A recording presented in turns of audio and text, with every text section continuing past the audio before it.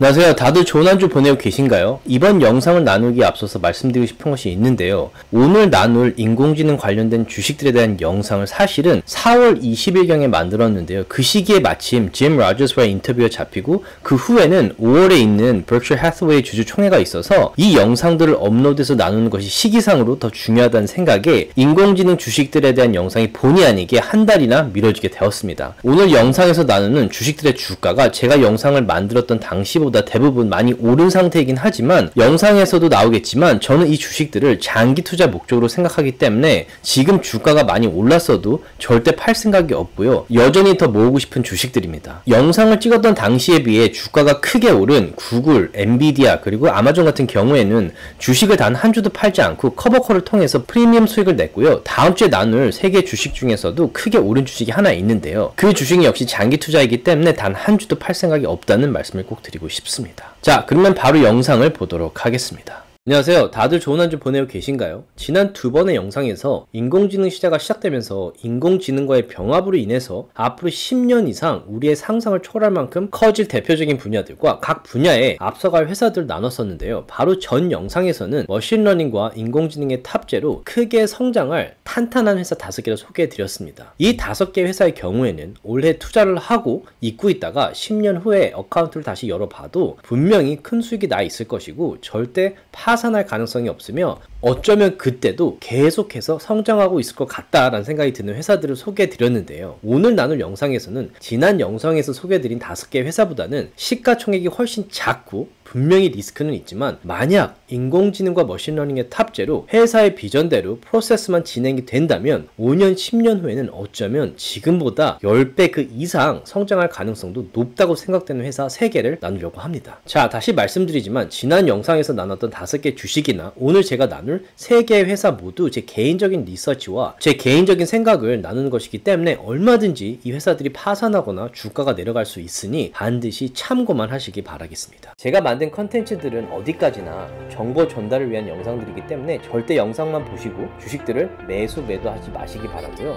본인 스스로 반드시 리서치를 더 하신 다음에 판단을 내리시기 바라겠습니다.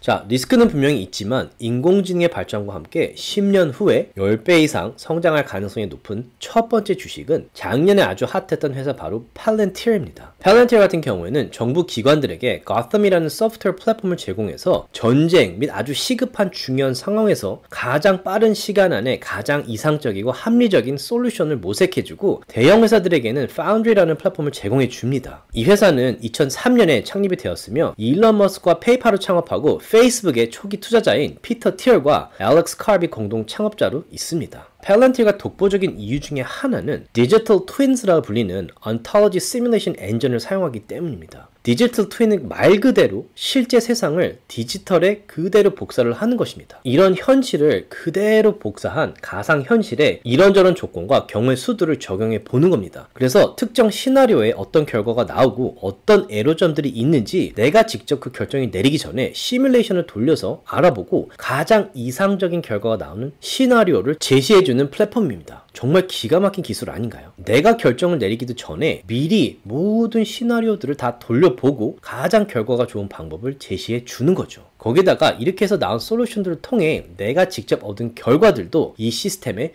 매일매일 입력이 되기 때문에 팔렌티어 플랫폼은 점점 더 똑똑해짐으로써 후에 더 빠른 시간 안에 더 현명한 방법을 제시해 주는데 큰 도움이 될 겁니다. 가령 새로운 프로젝트를 시작하려고 할 때 처음부터 끙끙대면서 시작하는 게 아니고 이미 어느 정도 시뮬레이션을 통해서 가장 이상적인 프레임워크가 주어지는 거죠. 거기다가 그 프로젝트를 진행하면서 나오는 결과들을 입력하고 피드백을 입력함으로써 일방적으로 솔루션만 받는 것이 아니라 피드백도 주기 때문에 쌍방 간의 커뮤니케이션을 통해서 시스템이 빠른 속도로 똑똑해지고 발전을 하는 겁니다. 팔렌티어는 크게 2가지 부분에 집중을 하고 있는데요. 첫 번째는 정부 기관과의 파트너십입니다. Gotham이라는 플랫폼을 정부 기관들에게 제공함으로써 보다 신속 정확한 판단을 내릴 수 있도록 도와주고 있습니다. 전쟁 시나 테러가 일어났을 때 빠른 판단만큼 중요한 것이 없을 겁니다. Gotham을 통해서 실시간으로 데이터들이 입력되며 가장 신속한 솔루션을 제공해 줌으로써 상황을 가장 안전하게 해결할 수 있도록 도와줍니다. 현재 대표적인 정부기관 중에 하나인 CIA CIA를 도와서 테러와 같은 비상사태들을 막아주고 있고, 테러로 인한 공격과 자연재해로부터 미국 국토의 안전을 지켜주는 미국 국토안보부 혹은 DHS와도 작년에 1,000억에 가까운 컨트랙트를 리뉴했으며, 우리가 잘 알고 있는 FBI와는 물론 CDC 혹은 미국 질병통제예방센터와도 코로나 퇴치와 헬스 인프라스트럭처를 구축하는 4,500억 원이 넘는 파트너십을 맺었습니다. 자, 그 이외에도 파트너십을 맺기 까다롭게 유명한 미국 아미와도 여러 개의 파트너십을 몇 년째 이어가고 있고, 여러 병원이나 FDA와도 파트너십을 맺고 있습니다. 더 긍정적인 부분은 대부분의 컨트랙트들이 리뉴가 되고 있다는 사실이죠. 생각해보시면 일단 국가기관에서는 파트너십을 구할 때 아주 중요한 데이터들을 공유하는 것이기 때문에 가장 안전하면서도 효과적인 플랫폼을 찾기 위해 까다롭게 알아보고 몇 번 쓰고 나서 성에 차지 않으면 더 나은 플랫폼을 찾을 겁니다. 그런데 이런 국가기관들이 팔렌티어 플랫폼을 선택하고 리뉴도 많이 일어나고 있다는 것 자체가 팔렌티어 플랫폼의 우수성을 입증하고 있다고 저는 생각을 합니다. 자, 팔렌티어가 두 번째로 집중하는 분야가 일반 대형 회사들입니다. 자, Fortune 500 컴퍼니들에 들어가는 대형 회사들과 파트너십을 많이 맺고 있는데요. 이 회사들의 Foundry라는 플랫폼을 제공해 줌으로써 업무 수행을 훨씬 효율적으로 할 수 있게 할 뿐만 아니라 회사 입장에서는 경제적인 손실을 최소화시켜주는 방향으로 솔루션을 제공해 줍니다. 현재 2014년부터 이어져 온 BP와의 파트너십을 통해서 에너지를 보다 값싸고 효율적으로 전달하는 데 크게 기여를 하고 있고, 에어버스의 스카이와이즈 프로그램과도 파트너십을 맺으면서 비행기들이 보다 효율적인 결정들을 통해 익스펜스를 줄여주고 있습니다. 너무나도 유명한 3M과도 서플라이 체인을 효율적으로 운영하기 위해 함께 일을 하고 있고, IBM과도 클라우드 데이터를 효율적으로 분석하고 사용하기 위해 함께 일을 하고 있습니다. 그리고 가장 최근에는 마이크로소프트와 클라우드 파트너십도 공식적으로 발표를 하면서 우리가 이름만 대도 알만한 수많은 회사들과 파트너십을 맺고 있고요. 국가정부기관과 마찬가지로 재계약이 많이 일어나고 있습니다. 자, 거기다가 팔렌티어 소프트웨어 같은 경우에는 타 회사들이 이미 보유하고 있는 데이터베이스에 팔렌티어 시스템만 얹어서 적용을 하면 되기 때문에 어떤 분야에도 적용이 가능해서 앞으로 파트너십을 맺을 회사들이 무궁무진하고 성장 포텐셜 역시 어마어마하다고 저는 개인적으로 생각을 합니다. 자, 그리고 팔렌티어 투자자들이 걱정했던 문제 중에 하나가 바로 넷 인컴, 순수익이 매번 마이너스였던 사실이었는데요. 2022년 4분기에 처음으로 포지티브한 넷 인컴을 발표하면서 팔렌티어에 대한 기대가 많아졌죠. 자, 앞으로 이 회사가 어떤 결과들을 발표할지 관심이 정말 많이 가는데요. 팔렌티어에 대한 더 자세한 영상을 원하시면 아래 댓글에 남겨주시기 바라겠습니다. 두 번째로 제가 나누고 싶은 회사는 MP Material, 티cker 심볼 MP입니다. MP Material 같은 경우에는 Rare Earth Material 혹은 희토류들을 미국에서 독보적으로 마이닝하는 회사고, 물론 Energy Fuels라는 회사가 유레니엄을 마이닝하긴 하지만 MP와는 비교가 되지 않는다고 저는 생각을 합니다. MP는 현재 중국 다음으로 세계에서 두 번째로 큰 Rare Earth Material 프로듀서이며 세계 15% 정도의 Rare Earth Material들을 생산하고 미국에서는 거의 100% 다 MP가 생성을 해서 독점이라고 생각하셔도 될 것 같습니다.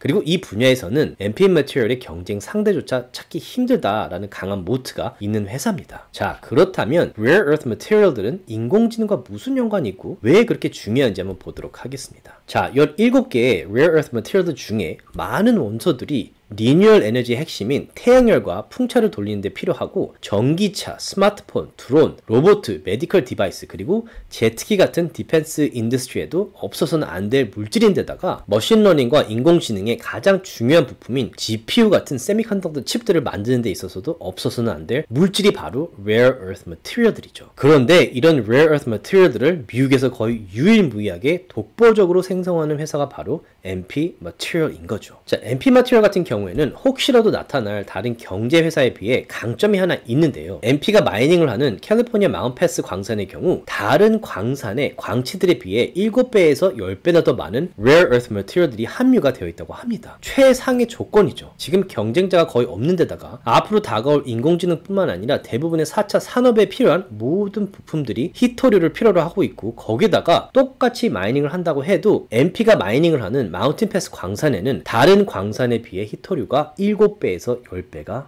많은 거죠. 개인적으로 저는 아주 탄탄한 모트라고 생각을 합니다. 자, 세미컨덕터 분야 같은 경우에 2022년 기준으로 약 600조 원 정도 되는 시장으로 분석이 되고 있는데요. 2030년에는 1 트릴리언이 넘는 시장이 될 거라고 많은 전문가들이 예상을 하고 있습니다. 인공지능과 4차 산업의 기하급수적인 발전으로 어쩌면 2030년 이전에 1 트릴리언이 넘을 거라는 분석도 있고, 2027년에 그러니까 지금부터 4년 후에 이미 900조 원 이상의 시장이 되어 있을 거라고 생각하는 전문가들도 많습니다. 합니다. 자, 지금 많이 생겨나고 있는 인공지능 회사들 중에 잘 나가다가 파산하는 회사들도 분명히 나올 거고, 전기자동차 회사들 중에서도 잘 나가다가 파산하는 회사들이 한둘이 아닐 겁니다. 하지만 몇 개의 회사가 파산을 한다고 해도 앞에서 언급한 트렌드나 분야 자체가 사라지지 않는 한 MP라는 회사가 제공하는 히터류에 대한 수요는 꾸준히 늘 수밖에 없다고 저는 개인적으로 생각을 합니다. 거기다가 작년 2월에 바이든 대통령이 MP 머티리얼에게 35밀리언이나 서포트를 해주면서 히터류의 대부분이 중국으로부터 들어오고 있는데, 인공지능 4차 산업의 발전으로 앞으로 히터류가 상당히 중요할 텐데, 중국으로부터 벗어나서 미국 내에서도 히터류의 수요를 해결할 수 있도록 강한 서포트를 해주고 있다는 건 역시 MP 머티리얼이라는 회사의 또 하나의 강한 모트가 아닌가 생각이 됩니다. 자, 3월 초에 일론 머스크가 앞으로 테슬라 모터의 경우 히터류를 더 이상 쓰지 않을 것이라고 발표를 하면서 히터류를 대체할 무언가가 나오는 것이 아니냐 많은 투자자들의 관심을 받았는데요. 그 발표 이후에 대체 물질에 대한 디테일은 아직 언급이 되지 않았습니다. 저는 개인적으로 히터류 자체에 대한 수요가 전기차 하나에만 얽매여 있는 것이 아니고, 일론 머스크가 발표는 그렇게 했지만 실제 히터류를 쓰지 않는 전기차가 나와야 더 믿음이 갈 것 같고, 일론 머스크의 발표가 이 회사에 그닥 큰 피해는 주지 않을 거다라는 생각이 듭니다. 자, 재무제표를 간단히 보시면 일단 2021년에 비해 2022년에 자산이 4천억 정도 늘었고, 전체 자산이 전체 라이어빌리티의 2배 이상이어서 지금 이 회사에 무슨 일이 생긴다고 해도 바로 모든 빚과 라이어빌리티를 갚고도 1조 원 이상이 남는 회사입니다. 토탈 레베뉴 역시 2020년보다는 4배 이상 매출이 많고 2021년보다도 거의 2배가량 늘어났습니다. 이 회사의 실제 운영에 의해 발생되는 오퍼레이팅 인컴 역시 2021년에 비해 2022년에 2배나 늘었습니다. 상당히 좋은 패턴이죠. 자, 그리고 어느 회사에나 있어서 가장 중요한 부분 중에 하나인 순수익도 보시면 2021년보다 2배 이상 늘었습니다. 자, 이게 매출도 아니고 순수익이 1350억에서 3000억으로 2배 이상 늘어난 거죠. 거기다가 순수익만큼이나 중요한 실제로 회사가 제공한 제품과 서비스를 통해서 들어오는 오퍼레이팅으로 인한 캐시플로도 2020년에 30억 정도에서 2021년에 30배 이상 뛰어서 1000억 정도가 되었고, 2022년에는 2021년에 비해 3배 이상 늘어서 무려 3,500억 원이나 되었습니다. 자, 지금처럼 높아진 인플레이션과 계속해서 올라가는 금리로 인해서 회사들이 힘들어질 수밖에 없는데, 만약에 리세션이 왔을 때 회사들 입장에서 가장 중요한 요건 중에 하나가 캐시플로우입니다. 이런 캐시플로우가 MP 머티리얼 같은 경우에는 걱정이 없는 수준이죠. 저는 MP 머티리얼 같은 경우에 크게 성장하는 인공지능 시대뿐만 아니라 4차 산업 시대에 반드시 필요한 회사라는 생각이 들고, 경쟁자조차 없는 회사인데다가 정부가 밀어주고 있고 재무제표도 아주 탄탄한 회사라는 생각에 투자를 꾸준히 하고 있습니다. 자, 그리고 마지막 세 번째로 제가 오늘 나누고 싶은 회사는 신약 개발에 인공지능을 탑재해서 코로나에 대한 항체를 단 90일 만에 찾아내고 미국에서 코로나 항체를 가장 먼저 제공한 회사 앱셀러입니다. 앱셀러에 대한 디테일한 영상은 제가 몇 주 전에 이미 만들었기 때문에 관심 있으신 분들은 이 영상을 반드시 한번 보시기 바라겠습니다. 자, 앱셀러 같은 경우에 그동안 과학자들이 일일이 했던 실험들을 머신러닝과 인공지능 서비스를 이용해서 보다 정확하고 빠른 시간 안에 후보 물질들을 찾는 신약 개발 회사입니다. 보통 신약 하나를 찾아서 마켓에 내보내기 위해 10년에서 15년 이상의 시간과 1.5조 원 이상의 돈이 들고, 이렇게 시간과 돈을 들였더라도 90% 이상이 3차 임상 실험에서 엎어진다고 합니다. 앱셀러 같은 경우에는 코로나 항체를 3년, 5년이 아니라 인공지능 시스템을 이용해서 90일,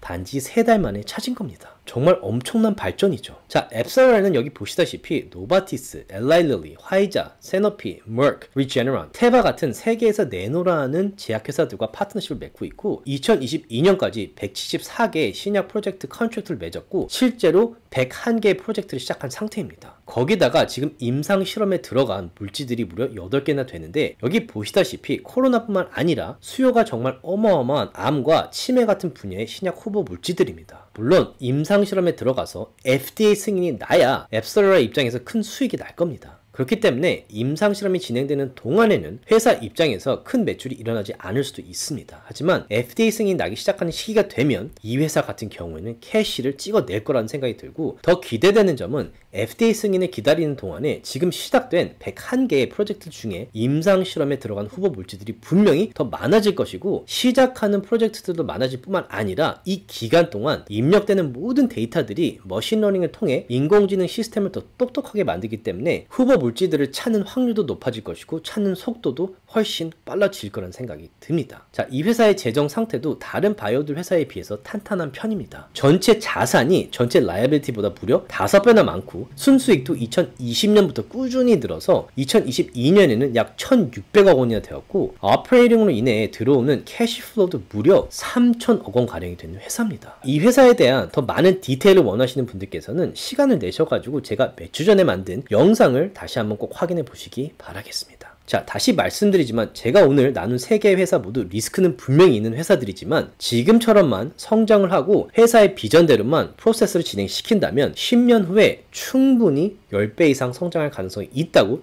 저는 개인적으로 생각하는 회사들입니다. 자, 제 개인적인 생각이기 때문에 이 3개 회사 모두 파산할 가능성도 있으니 절대로 제 영상만 보고 매수하지는 마시고 참고하시면서 리서치도 반드시 더 해보시기 바라겠습니다. 조금이라도 도움이 되셨다면 주위 분들과 나눠주셨으면 너무 고맙겠고요. 구독과 라이크를 해주시면 더욱 감사하겠습니다.